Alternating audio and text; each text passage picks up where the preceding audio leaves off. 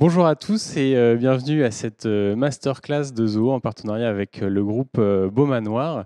Donc, pendant cette masterclass, nous allons voir ensemble comment le groupe Beaumanoir a transformé son SI B2B par l'intégration de son CRM. J'ai la joie d'être accompagné aujourd'hui par Erwan Fougali, qui est responsable SI B2B pour le groupe Beaumanoir et qui a 20 ans d'expérience en implémentation de CRM. Donc, Erwan, bienvenue. Est-ce que tu peux nous présenter un petit peu le groupe Beaumanoir ? Bonjour à tous. Oui, tout à fait. Le groupe Beaumanoir, c'est un groupe familial et breton dans le prêt-à-porter, initialement féminin, mais pas que. Donc avec 2400 points de vente à travers le monde. Différentes activités, principalement du retail, mais aussi du B2B. Vous allez voir, ça a son importance parce qu'on va beaucoup parler de ça aujourd'hui. Et on a beaucoup de marques, puisqu'on en rachète assez régulièrement. On a un groupe qui se développe bien dans le prêt-à-porter, ce qui n'est pas si commun que ça actuellement. Donc avec des marques que vous connaissez déjà sans doute, Cache-Cache, Bréal, Bonobo, Vibes, Morgane, Carole et maintenant Sarenza.com.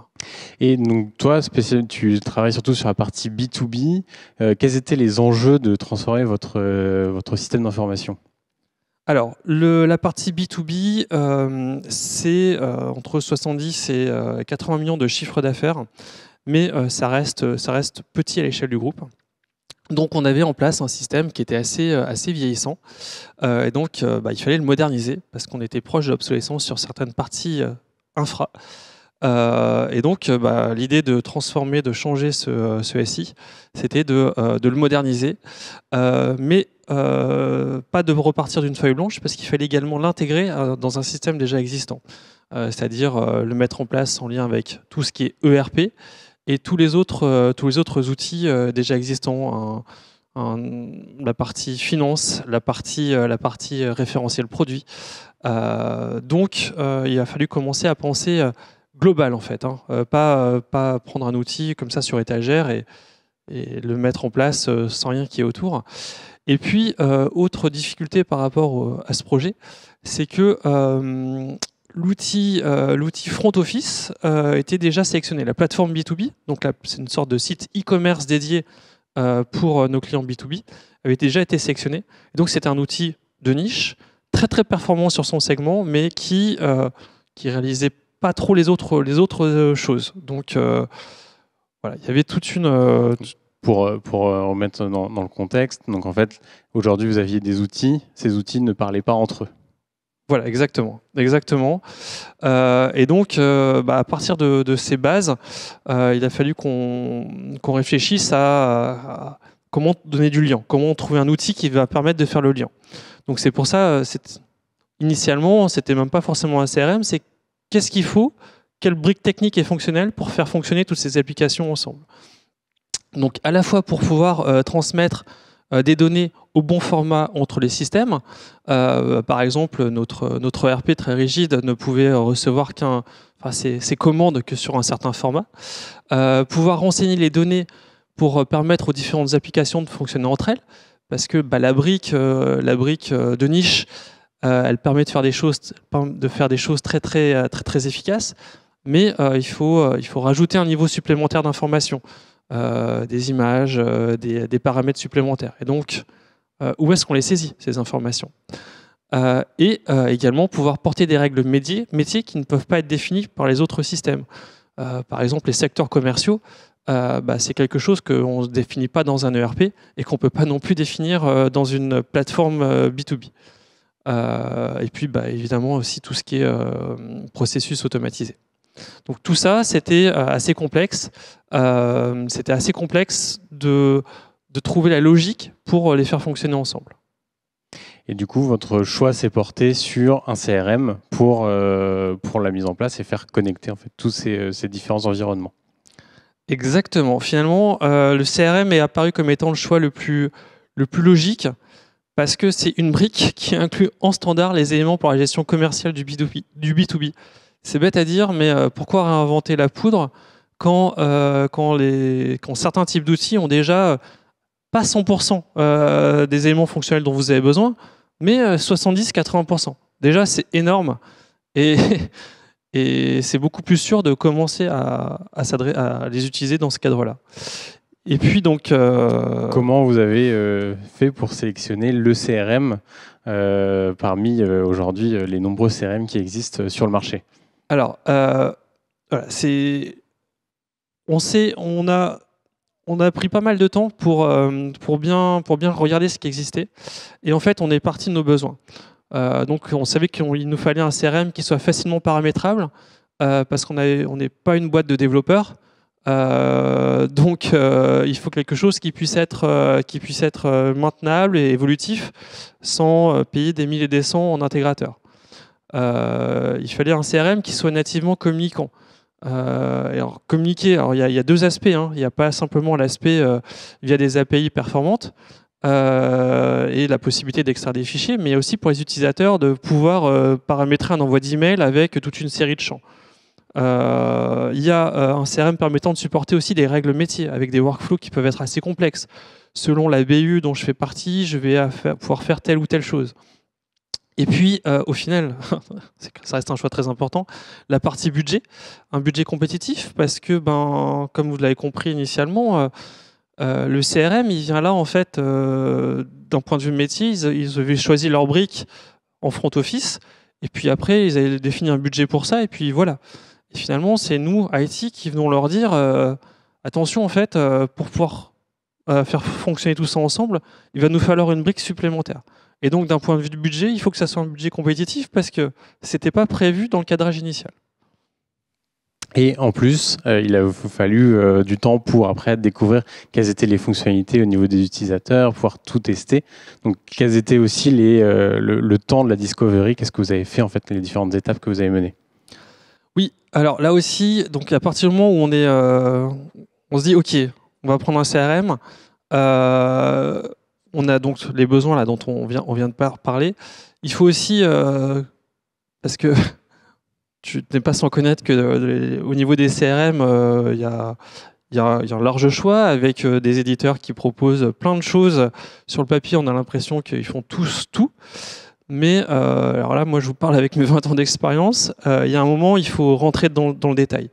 Et le meilleur moyen de rentrer dans le détail, c'est d'aller carrément, de se créer un compte et de le tester et d'aller le secouer vraiment. Donc ça veut dire tester toute la partie fonctionnelle. Quels sont les objets qui sont traités, comment est-ce qu'on les utilise, je me mets à la place du client, comment est-ce qu'on peut les paramétrer, comment est-ce qu'on peut développer, est-ce que c'est simple ou pas, est-ce que les flux, là j'ai parlé d'API tout à l'heure, mais on verra que dans notre projet ça a été extrêmement important, est-ce que c'est réellement communicant, est-ce que la documentation est présente, lire les spécifications, ça il faut aussi le faire un petit peu, hein. Et puis, enfin plus qu'un petit peu d'ailleurs, mais ça c'est sur la partie projet plutôt, mais même en avance de phase, s'assurer que les spécifications sont là et sont assez riches, et puis en parler avec ses développeurs. Moi j'avoue que les spécifications de flux API, c'est pas mon cœur de métier. Donc je suis allé voir, mais on a des développeurs flux, on a de la chance d'avoir ça. Je suis allé voir, j'aurais simplement envoyé le lien vers les specs et vu le retour qu'ils m'ont fait, je savais que je me trompais pas en choisissant tel ou tel CRM. Fallait pas avoir peur de mettre les mains dans le cambouis, se mettre à la place des différents utilisateurs pour tester les limites de l'outil avant de faire le choix de l'outil à la fin. Oui, tout à fait. Faut vraiment. C'est un temps extrêmement important. C'est rentrer dans l'outil avant de le choisir. Pour moi, pour les projets, tous les projets que j'ai pu réussir dans mes vies précédentes, c'est vraiment un élément clé de succès, quoi. Et du coup, vous avez choisi Zoho CRM. Exactement, on a choisi Zoho CRM. Je vais te laisser présenter Zoho CRM peut-être. Je vais présenter Zoho CRM pendant quelques minutes. Donc la force de Zoho, c'est que déjà on n'est pas une entreprise très jeune dans le CRM. On vend notre outil est disponible depuis 2005, donc on a beaucoup de maturité dans le domaine. On accompagne aujourd'hui des milliers d'entreprises dans le monde, une entreprise vraiment globale. Ça fait 26 ans que Zoho existe. On a aujourd'hui un portfolio d'applications qui est très large, qui vous permet à la fois d'avoir un CRM, mais pas que. Vous pouvez connecter d'autres applications, votre support client, votre marketing. Vous avez vraiment un large éventail de possibilités avec Zoho et tout s'intègre de manière native. Aujourd'hui, d'ailleurs, on est fiers de compter plus de 80 millions d'utilisateurs à travers le monde et 12 000 employés également à travers le monde. C'est vraiment un écosystème connecté, Zoho. Chaque application est pensée pour s'intégrer avec les applications existantes et c'est vraiment notre force aujourd'hui. Si on se concentre vraiment sur le CRM, quels sont les avantages de Zoho? Déjà, le premier, c'est on voit une implémentation beaucoup plus rapide que ce que va être la moyenne au niveau de l'industrie. Hein. On estime autour des 50% plus rapide. D'ailleurs, on aura l'occasion d'en parler pendant la phase projet. La phase projet, ouais. On va dévoiler quelques petits secrets, mais pas tous quand même. Avec le déploiement de Beaumanoir. On a aussi donc je disais, des applications autres qui viennent s'interconnecter au CRM. Et on a aussi une marketplace aujourd'hui avec un large choix. Vous pouvez vous intégrer avec des outils que vous utilisez déjà. Si vous êtes utilisateur, je sais pas, de Google ou Microsoft pour vos emails, vous pouvez facilement les intégrer sur votre CRM. Et en fait, tout ça permet d'avoir une plateforme CRM omnichannel. Donc, vous pouvez connecter votre téléphone, vous pouvez connecter votre email, on a du chat. Vraiment, vous pouvez tous les différents canaux et avoir en fait l'information de votre client centralisée sur votre outil CRM. C'est un écosystème qui est extensible. On a des contrats flexibles. Vous pouvez commencer avec un POC, avec un certain nombre peu d'utilisateurs et puis monter en compétences, déployer au niveau des équipes petit à petit. Donc ça, c'est quelque chose qu'on offre. Et on a aussi de grandes possibilités de customisation, que ce soit au niveau de l'interface utilisateur, mais également en termes de connexion et d'ouverture. Si on regarde uniquement la partie omnicanal, l'email, le téléphone, les réseaux sociaux, le chat, etc., tout est intégré dans le CRM pour que l'information sur votre client, quelqu'un vous appelle, vous avez la remontée de fiches automatique, vous envoyez un email, vous avez l'information, donc vraiment la partie omnicanal et surtout 360 degrés. Votre client, votre CRM devient en fait votre seul point d'information sur le client. Vous avez une vue sur tout ce qui se passe, que ce soit au niveau du marketing, vous allez avoir les informations pour faire de la segmentation pour vos équipes marketing, pour faire des meilleures campagnes. Vous avez aussi le support que vous pouvez connecter au CRM, comme ça vos équipes commerciales peuvent être au courant de tel ou tel client a un problème. Plutôt qu'essayer de le contacter quand on sait qu'il a des problèmes, vous pouvez faire en sorte que le problème soit résolu pour le contacter. Nous, on a même connecté la comptabilité et les informations financières. C'est ça, les informations financières qui sont aujourd'hui essentielles pour les équipes commerciales. Vous pouvez mettre en place tous vos process commerciaux, aussi simples qu'ils soient ou aussi complexes qu'ils soient dans l'outil. Donc vraiment automatiser un certain nombre de choses avec des workflows. On a même une fonctionnalité qui s'appelle Blueprint qui vous permet vraiment de mettre toutes les étapes de la vente sur votre CRM et un petit peu de figer votre démarche commerciale. Et tout ça, c'est des fonctionnalités qui sont natives et complètement customisables. Et je le disais, une grande marketplace avec plein d'intégrations possibles et aussi des intégrations via API. Et ça, c'est vous surtout que vous avez utilisé beaucoup les API pour faire de la remontée et du partage d'informations entre vos différents systèmes. Et bon, maintenant j'ai présenté l'outil Zoho. Si je voudrais retourner un petit peu sur le projet du groupe Beaumanoir, sur comment s'est passé le déploiement et l'implémentation. Alors le projet, c'est vrai que, comme je dis précédemment, comprendre l'outil et ses possibilités, c'est vraiment le facteur clé de succès. Parce que derrière, on est sur un outil en SaaS. Et donc, il va falloir s'adapter à l'outil plutôt que de s'arc-bouter sur ses fonctionnalités. Sur des fonctionnalités. Je dis ça parce que dans mes vies de consultant aussi, c'était la grande lubie à la fois de moi, des clients, de tout le monde, de faire des grands fichiers Excel avec toute une série de fonctionnalités. Oui, je le fais, oui, non, je le fais pas, etc. En natif, pas en natif. En natif, pas en natif. Voilà. Alors, pour rien cacher, on est parti de là. Initialement, le cadrage avait été fait par un consultant et donc je disposais d'un tel fichier. Et puis, c'est bien ces fichiers, mais ça ne permet pas de travailler sur des business process, sur quel est le réel besoin du métier quand il est face à son besoin. Justement. Et donc là, on a un petit peu déconstruit cette méthodologie pour partir des besoins et des business process. Et c'est là que schématiser plutôt que de rédiger, ça a toute sa valeur. Et donc mais il faut mettre en place une relation aussi de confiance avec ces métiers pour partir de leurs besoins, de leurs besoins, de les comprendre, pour pouvoir les challenger et puis pour pouvoir donc proposer des solutions auxquelles ils n'avaient pas forcément pensé et qui vont potentiellement leur faire gagner beaucoup de temps. Parce que oui, tu saisis 4 fois une fiche client dans les différents systèmes, mais on va essayer de le faire en sorte que ce soit même pas toi qui la saisisse, mais ça soit ton agent qui la saisisse une fois. Et derrière, tu auras juste à la compléter et ça remontera dans le système financier, dans le système de comptabilité, dans le RP, en une fois. Et donc du coup, en fait, de la donnée. Tout à fait, une uniformisation de la donnée et une automatisation. Mais du coup, ça déconstruit aussi les process métiers qui sont derrière. Donc, si on repartait du cahier des charges initial, on n'aurait pas fait ça, parce que eux, ils voulaient pouvoir saisir plus facilement, copier-coller d'un côté à l'autre. Et voilà. Donc c'est pour ça qu'il ne faut pas hésiter à déconstruire et à s'adapter à un outil. On reste sur un outil SaaS. Donc à partir de là, il y a quand même des contraintes qui sont dans l'outil. Mais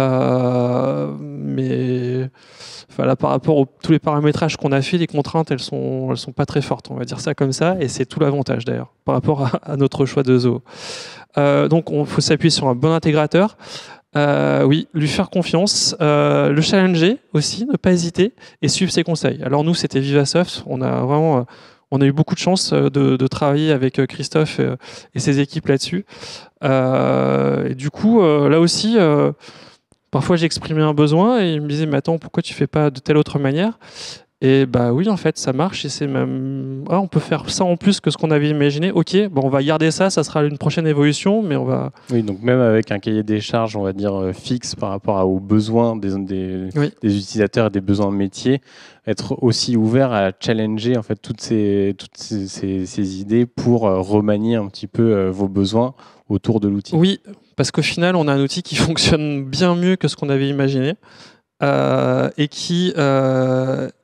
Et avec une partie projet qui s'est passée extrêmement bien. On a mené le projet en 6 mois, hors phase de cadrage initial, malgré tout. Mais ça s'est super bien passé. On était vraiment à distance, pourtant. Hop. Alors, un exemple de business process. Ça, c'est le business process en lien avec la création des clients. Du coup, le Zoho CRM est devenu notre référentiel client et magasin, chose qu'on n'avait pas encore dans la boîte. Et donc, voilà, toutes les phases de création des clients, des magasins et des interlocuteurs se passent dans Zoho. C'est envoyé à la plateforme B2B. C'est envoyé à la plateforme B2B, mais de manière light. Donc on a des fiches qui sont créées, mais juste à moitié, juste pour qu'on puisse récupérer des commandes sur ses clients. Et puis ensuite, c'est validé dans le CRM. Et une fois que la fiche elle est validée dans le CRM, elle peut être envoyée à la fois à notre ERP, et à notre ERP financier qui est SAP.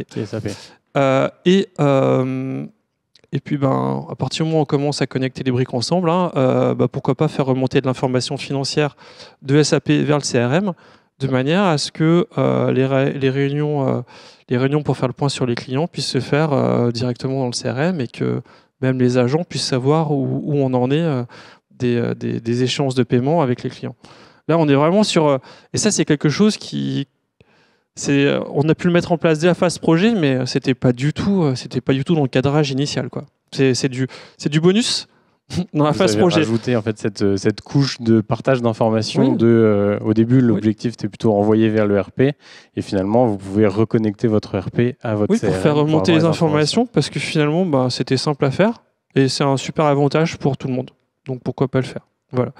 La partie spec, elle est importante parce qu'il faut pas se tromper aussi quand on spécifie quand même au départ.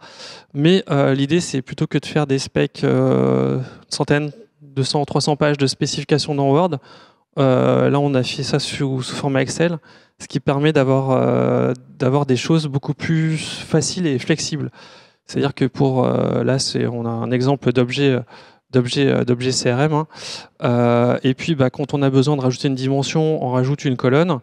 Là, on fait aussi le suivi de la recette. On fait tout à partir du fichier Excel, ce qui nous permet d'être beaucoup plus flexible. Et pourtant, ça s'est partagé avec l'intégrateur, c'est partagé avec le métier, etc. Du coup, le CRM, vous l'avez mis au centre, on en a discuté un petit peu, entre votre plateforme B2B, entre votre ERP. Oui. Qu'est-ce que ça vous a permis? Alors, en fait, on s'est rendu compte que tout ce qui n'était pas possible dans l'ERP ou dans la plateforme B2B, on a pu le faire dans le CRM. On a utilisé vraiment le CRM comme référentiel. On a pu créer des stocks virtuels dans le CRM. Alors non, on n'en a pas créé, on n'en a pas fait un ERP, notre CRM, mais malgré tout, on a une implémentation, un décompte des stocks en temps réel. On a pu mettre en place de nombreux flux. Au final, c'est une quarantaine de flux qui se rentrent ou qui sortent du CRM. Et puis, voilà, on a pu piloter toutes les données référentielles. Du coup, voilà à quoi ça ressemble. Le schéma le macro schéma avec le CRM au centre, notre ERP, la plateforme B2B. Et puis, on voit que, il y a ces deux plateformes, mais pas uniquement. Il y a aussi la partie financière, la partie référentiel produit. Et ça, c'est une brique de connectique utilisateur. Et donc là, on a une représentation un peu complexe, mais des différents flux. C'est la slide qui n'est pas forcément facile à lire, mais ce qui est important de voir sur cette slide, c'est vraiment tous les flux qu'il y a et qui passent d'un outil à l'autre via le CRM et qui permet d'avoir le CRM au centre de votre processus métier et des différents métiers. Oui, on ne pensait pas qu'on réussirait à connecter de manière aussi performante un outil en SaaS, de l'intégrer dans notre SI de manière aussi transparente en fait. Et donc ça a été plutôt une bonne surprise. En termes de retour d'expérience qu'on a, parce que là ça fait 1 an et demi qu'on est en production, moi j'ai de la chance, j'ai des utilisateurs qui sont conquis, qui me demandent des nouvelles fonctionnalités. Dès que je mets une nouvelle brique ou une nouvelle fonctionnalité, les autres BU veulent la même. Ça, c'est un point très important parce qu'aujourd'hui, le taux d'adoption, c'est un petit peu le nerf de la guerre de l'implémentation d'un CRM. Si vos utilisateurs n'utilisent pas le CRM, ça ne sert à rien d'avoir un CRM. Donc ça, c'est vraiment un point extrêmement important, c'est que les utilisateurs ont pris le projet avec toi et on maintenant demande encore plus. Oui, tout à fait. Et notamment parce qu'en fait, on a automatisé tout ce qui était automatisable. C'est-à-dire que selon leur profil, on arrive à pré-remplir les champs des clients selon leur profil BU. Parce que on va pouvoir associer automatiquement des listes de prix, des choses comme ça. Donc en fait, quand ils utilisent le CRM, ils gagnent du temps. Donc ça, c'est plutôt bien. Il y a une des fonctionnalités aussi qui est géniale, c'est celle de la chronologie. Où on dit en interne, dans le CRM, il ment pas, parce que sur chacune des fiches clients, on arrive à savoir qui a fait quoi, quand, pas que client d'ailleurs, sur toutes les fiches, ce qui permet d'harmoniser les relations entre les différentes BU et avec les différents services. Donc ça a été un point très, très important. Il y a au niveau du retour d'expérience aussi une très grande stabilité technique. On a quasiment pas eu de down au niveau du CRM ou des API. Ou quand il y en a, toute merde, on a mis en place des flux via API qui se relancent automatiquement, donc pas de problème. Les développeurs sont plutôt contents. Très peu de maintenance. On n'est pas nombreux pour gérer. Pourtant, quand je dis qu'on n'est pas nombreux, on est 2 pour gérer tout le chiffre d'affaires qui passe à travers l'outil. Et puis... D'ailleurs, tu recrutes. Oui, tout à fait. D'ailleurs, je recrute. Si ça vous intéresse de travailler sur de l'évolutif Zoho et aussi du run, contactez-moi. Voilà. À Saint-Malo, je précise. Et donc, en perspective, au niveau des évolutions qu'on va faire, donc, on arrive à faire à développer des nouvelles fonctionnalités à peu près tous les mois. Tous les mois, on va pouvoir modifier le look and feel, on va pouvoir rajouter des champs. Des utilisateurs qui me disent bah tiens, ça c'est une information qu'on ne sait pas trop, on en a besoin, mais on ne sait pas trop comment la saisir. J'ai pas besoin même de passer par l'intégrateur pour pouvoir la mettre en place et la faire remonter dans les rapports. Et puis on implémente des nouvelles briques, Analytics, Campaign, qui est votre outil de marketing. D'email marketing. Ouais. Que j'ai mis en place presque trop rapidement, donc maintenant je suis obligé de rattraper mes utilisateurs qui sont plus compétents que moi pour pouvoir... Les utilisateurs ont déjà pris l'outil en main et ça y est, c'est de retard. Oui, c'est ça, c'est exactement ça. Du coup, il faut que je restructure derrière pour justement faire les liens correctement avec les données issues du CRM de manière à ce qu'il n'y ait pas de double saisie, etc. Alors, il n'y a pas de double saisie, mais pour que ça soit bien structuré. Google Forms, voilà. Ok. Et du coup, une petite timeline pour conclure sur le projet qui a été mené en seulement 6 mois, tu mentionnais tout à l'heure, oui. Avec une petite pause malheureusement au milieu, donc il y a vraiment 2 étapes sur le déploiement. Oui, tout à fait. En fait, on a lancé le cadrage initial, et puis ensuite il y a eu le choix de l'éditeur, et puis le Covid est venu par là, donc il y a eu un gel. Mais alors en toute transparence, j'ai pu profiter aussi un petit peu du gel pour muscler nos spécifications.